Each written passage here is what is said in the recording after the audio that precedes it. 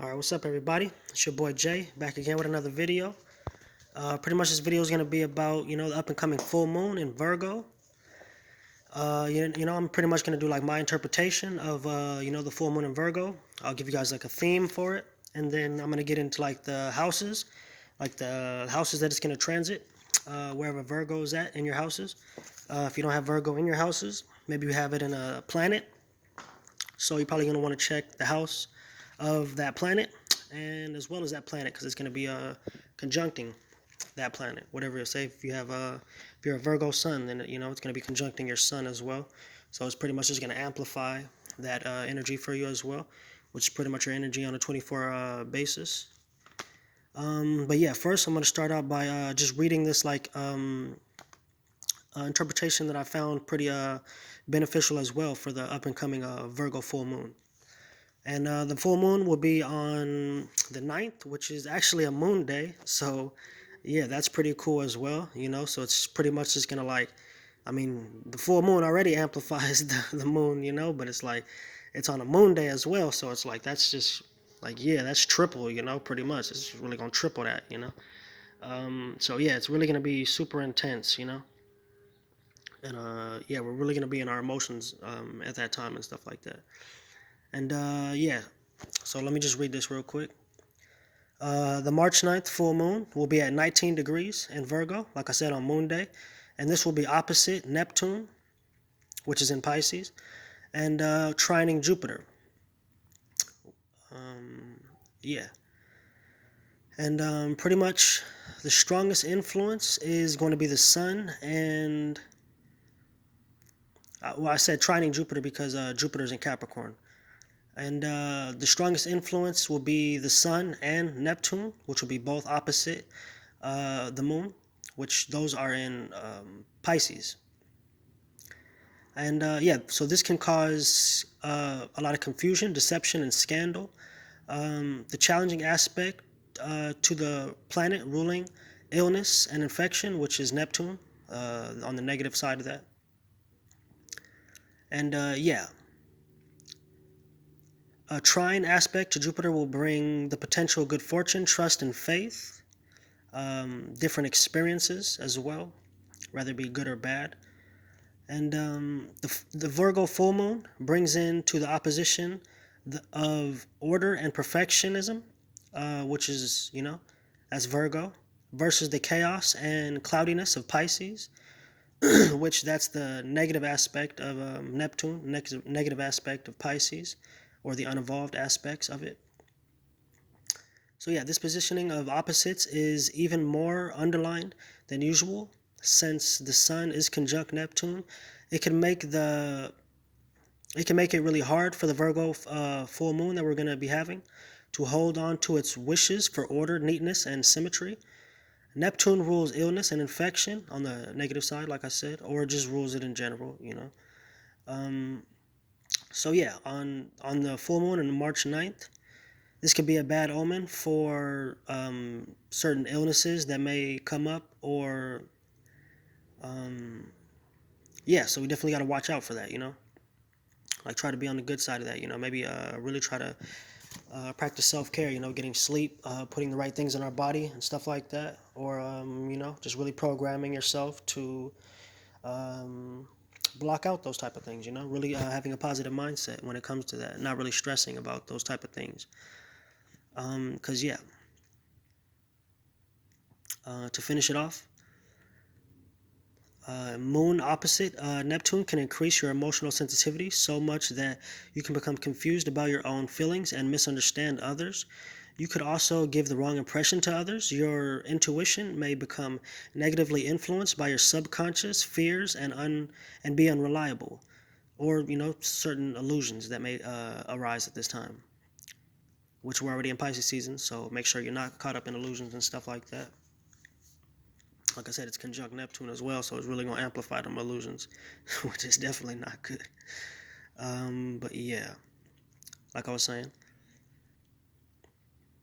just really take extra precaution, because it could really start to bring in, like I said, illusions, and we're really going to start experiencing strange feelings, or even maybe even nightmares, which The full moon can amplify dreams and stuff like that, or nightmares if you're on the negative side of that. So yeah, like I said, take extra precaution in those areas. Definitely take extra precaution dealing with this Virgo energy. You know, it rules over health matters, dealing with medical astrology. Um, so yeah, really take care of yourself during this time. And we may also find potential solutions to tension and difficulties in the trine aspects the moon makes to Mars and Jupiter and Pluto, which are grouped together in Capricorn, putting an extra emphasis on principled, practical action. The cardinal quality of the Capricorn planets favors leadership by good example, drawing on a greater wisdom. This is particularly amplified by the presence of Jupiter, although it may seem a little restricted in the confines of a Capricornian environment. Even so, Jupiter can help to highlight options that emphasize flexibility and the bigger picture. Jupiter sextile Neptune helps you react with generosity, compassion, and forgiveness to those who have victimized, betrayed, or deceived you. Moon trine Jupiter can bring contentment and peace.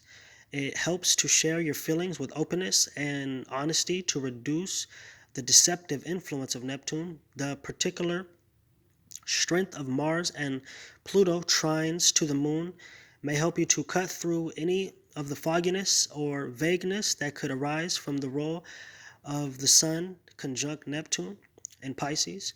This is a good full moon for overcoming fears. It is also a good full moon to acknowledge your own weaknesses and forgive yourself. This will help you grow spiritually, morally, ethically. Removing guilt and self pity will lead you to a happier and more content life, or current situation that we're in. So yeah, now moving on to my interpretation of the full moon that I have written down in Virgo. I wrote down, kind of like what this full moon is going to be about, especially in Virgo. And then like I went ahead and wrote down my interpretation of the houses, for this transit, for this moon transit. So check, like I said, check where Virgo is at in your chart and stuff like that. Like I said, if it's not in the chart, if it's not in your houses, check if it's in a planet. Check the house of that planet that it's in.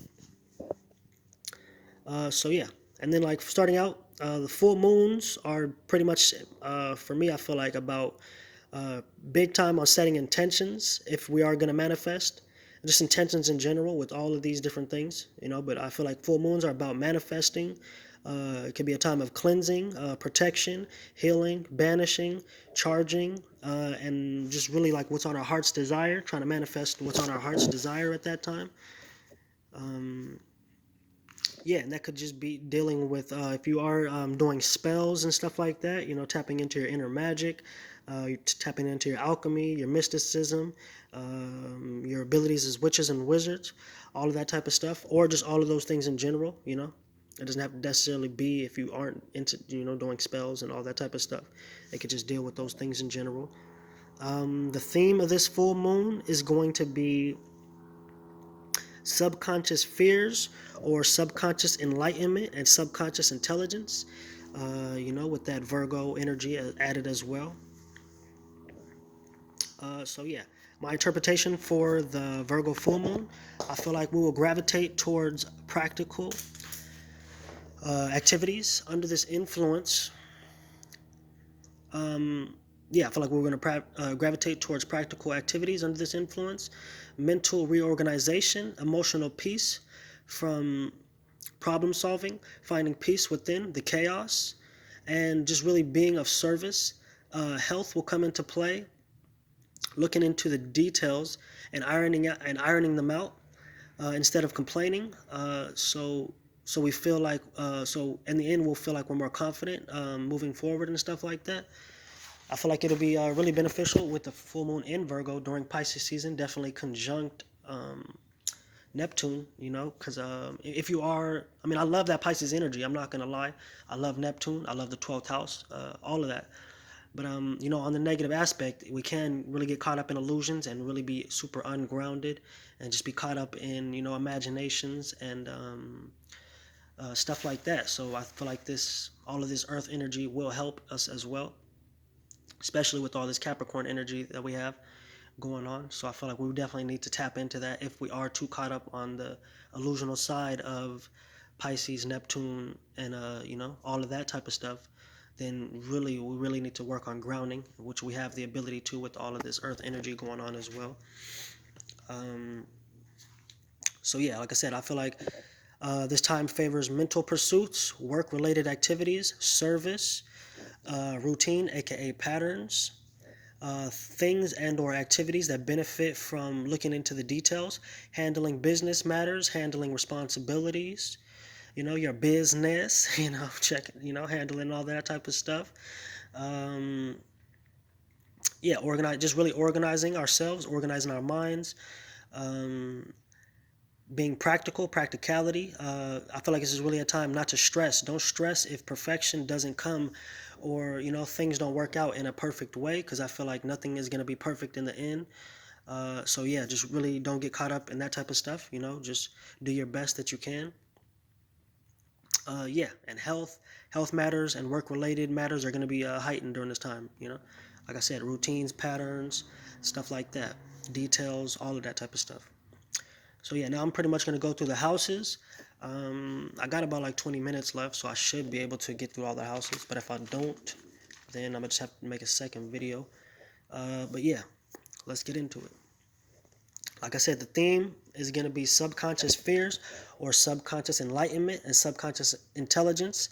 So that means for everything that I talk about for a specific transit, say we're starting out with the first house, it's going to be subconscious fears in all of these, in that house, in all of these areas that I talk about for that house, or subconscious enlightenment on subconscious intelligence on the positive aspect.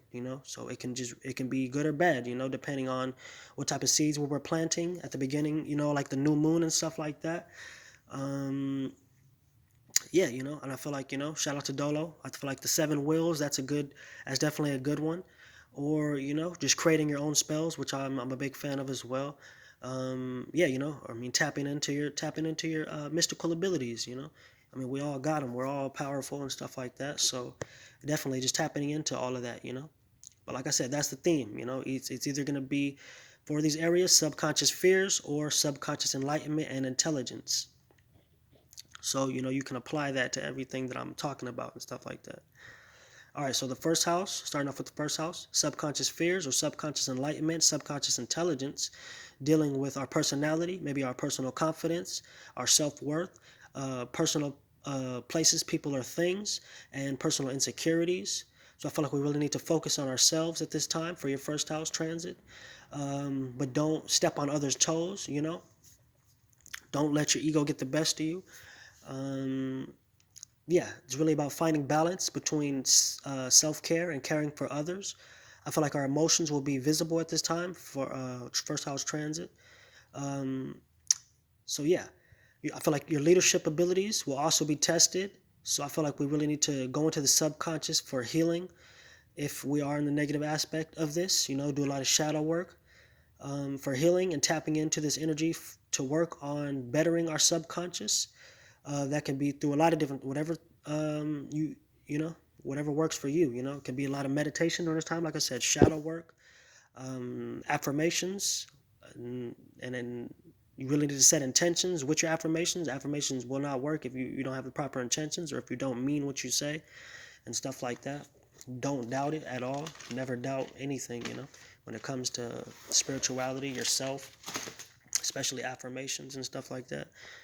Moving on to the second house, I feel like this is going to be subconscious fears or subconscious enlightenment and subconscious intelligence about intimacy, power and control, values, resources, our comfortability. I feel like now it's going to be a time to recognize what makes us comfortable, which we probably already know. But yeah, this is going to be about balance, the give and take of intimacy, the give and take of pleasure, giving and receiving of that. More so because Venus is also in Taurus right now, which we know. And I mean that the second house rules over Taurus. So it'll be even more amplified, that all of that type of energy dealing with your second house, if that's where it's transiting for you. So yeah, I feel like this is definitely going to be a time where we can need to take care of ourselves, Take care of your needs without eclipsing the needs of others. Dealing with the second house.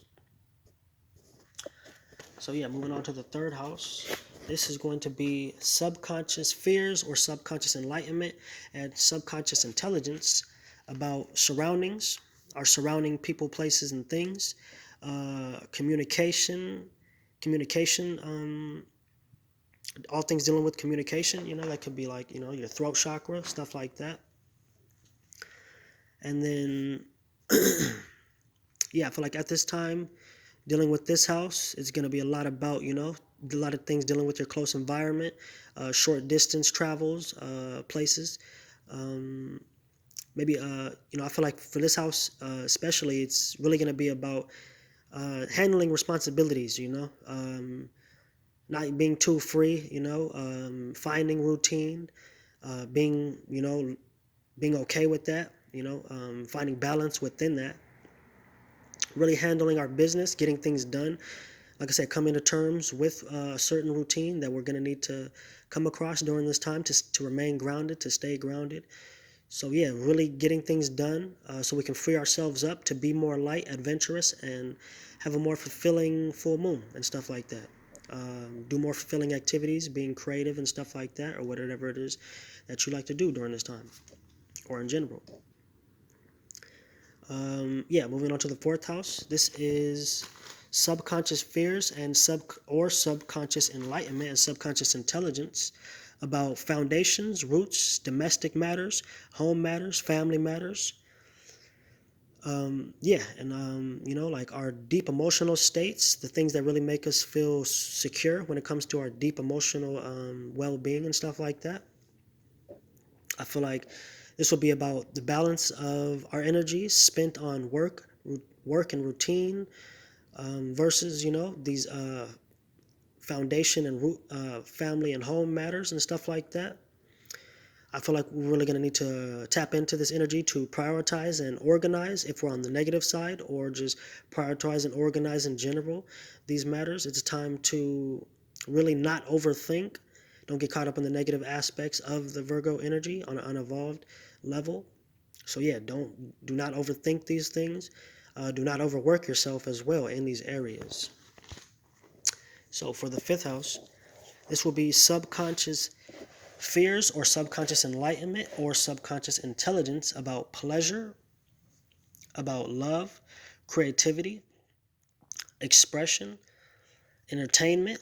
So I feel like we're really going to need to balance the energies in terms of like work and routine versus creative endeavors, personal pleasure matters, self-expression, creative expression.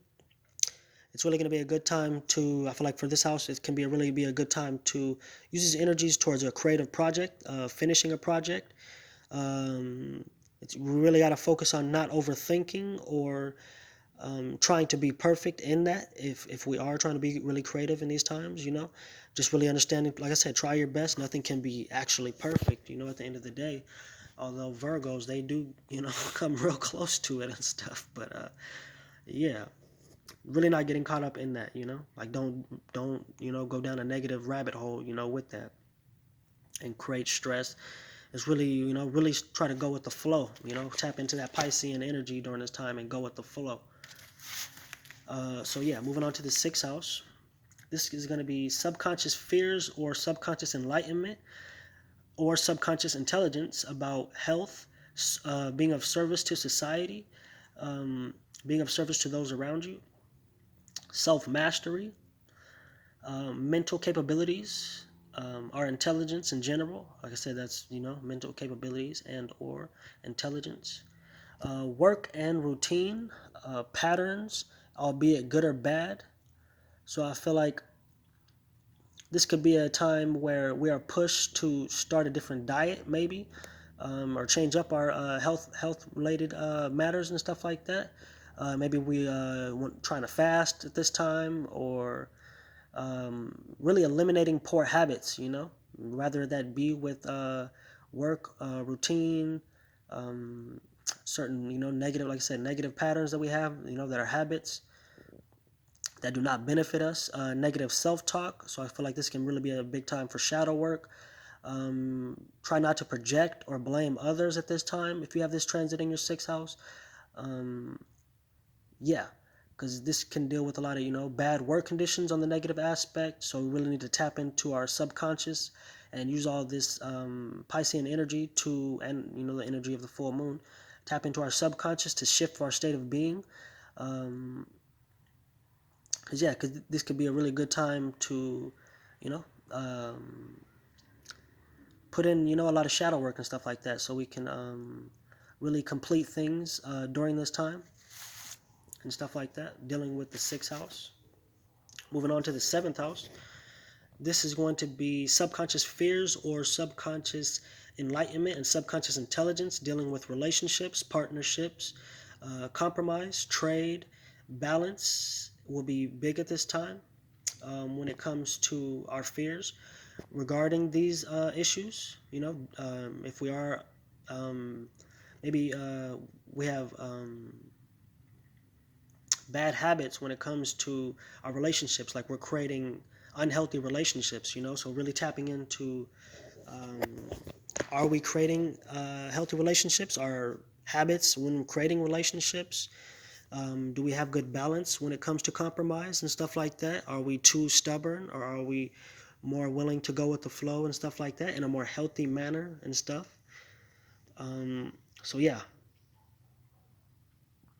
I feel like, yeah, that's pretty much about the seventh house. Really just finding balance within our headspace, for the seventh house and stuff like that. Moving on to the eighth house, this is going to be subconscious fears or subconscious enlightenment and subconscious intelligence about things that are behind the scenes, deep subconscious matters, things that are hidden, like hidden emotions, others' hidden intentions. This can be this can deal with sorrow, deep insecurities, disgrace. Uh, so we're really working on, maybe we need to forgive ourselves for a lot of different things. Secrets or mysteries. On the positive side, this could be a healthy give and take of balance between your needs along with others. A good time to settle debt. A good time to hold on. I just got a text message, so it kind of threw me off a little bit. But yeah, a good time, like I said, a good time to settle debt, or you could really receive financial support during this time, or make healthy investments during this time. This could be a good time to be practical about using your magical abilities, and also dealing with the ace house. Maybe we can receive a lot of help, a lot of financial help during this time. Maybe a lot of financial opportunities come up for us, dealing with the eighth house and stuff like that during this full moon transit. Definitely dealing with Virgo and stuff like that. But what I think I'm going to do is continue to finish the eighth house. I might be able to get the ninth house in as well. But yeah, I'm going to try to give it, I don't want to be too quick with these things. So I want to get them done and be the most beneficial that I can, with this. Because, I took the time to, kind of go through all these type of things. So I'll probably come back and do the rest on a separate video. But yeah, let me finish the eighth house right here. Like I said, yeah, really using this energy, to be practical about using your magical abilities. This is going to be a really good time to manifest. And yeah, really locking in deep, healthy patterns into the subconscious mind. Because yeah, the eighth house deals with a lot of it's a big house for like magical abilities and stuff like that, mysticism and all that type of stuff. So if you really have this transiting eighth house, it can really be a great time to manifest and really going deep within the subconscious, to create healthy patterns and stuff like that. So yeah, yeah. Moving on to the ninth house here. Okay, this can be subconscious fears or subconscious enlightenment and subconscious intelligence about personal philosophy, personal moral systems that we have, personal wisdom, higher education matters, ethics, personal ethics, travel, spiritual urges that we have, dreams, vivid dreams and illusions, the higher mind, overstanding, overstanding, understanding. You may feel a crisis of lack in all of those areas, or a crisis of lack in your belief system. All of that will be tested during this time. I feel like this will be a really good time to take a leap of faith in business or career matters, work, health matters. It could really be a lot about changing your mindset with a lot of these things, dealing with health matters, work routine, patterns, stuff like that. Dealing with higher education, wisdom, intelligence, all that type of stuff, philosophy, all of that type of stuff. Higher forms of spirituality, tapping into our inner mysticism and stuff like that as witches and wizards. Big time with the ninth house. And then, yeah, I feel like this is really going to be a big time to be optimistic, over instead of tapping into the negative aspect of the Virgo energy, which is, maybe stressing, overthinking, going down those rabbit holes and stuff like that. So, yeah, if you got this transit in your ninth house, it's going to be big on staying optimistic and stuff like that. So, yeah, that's the ninth house. And then I'm going to come back and do the 10th, 11th, and the 12th, which I kind of have a good amount written down for those, especially the 12th house, the 11th and 12th house. So yeah, I'm going to come back and do a separate video of those. But yeah, your boy Jay signing out.